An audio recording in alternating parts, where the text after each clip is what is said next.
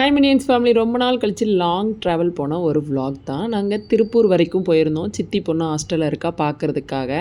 4 மணிக்கெலாம் வந்து இறங்கிட்டோம். இதோட பேர் வரிக்கின்னு சொன்னாங்க. அதை வாங்கி டீயில் முக்கி சாப்பிட்டா சூப்பராக இருந்துச்சு.